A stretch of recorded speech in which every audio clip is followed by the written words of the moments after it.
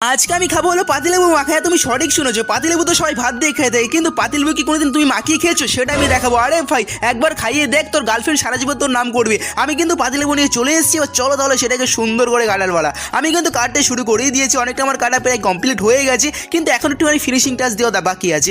এবার দেখো আমার কিন্তু পুরোপুরি কাটা হয়ে গেছে। এবার চলো একটু সুন্দর করে কাঠি এখানে ঢোকানো যায়, যাতে আমার ধরতে সুবিধা হয় আর কি। এবার চলো এর মধ্যে মশলা দেওয়ার পালা। প্রথমে দিচ্ছি হলো সেই লঙ্কা, লাল লাল ঝাল ঝাল, একদম লাল লাল গুঁড়ো, ঠিক আছে। লঙ্কার তো আমার গুঁড়ো দিয়ে অনেকটা প্রায় কমপ্লিট হয়ে গেছে। এবার দেওয়ার পালা হচ্ছে লবণ।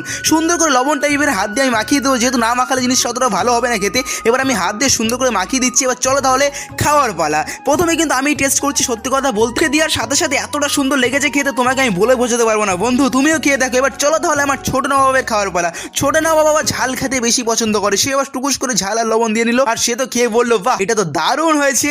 আর এই দেখো রিভিউটা এখানে দেখতে পাচ্ছ তোমরা, দারুণ হয়েছে, তোমরা খেয়ে দেখতে পারো। বাই।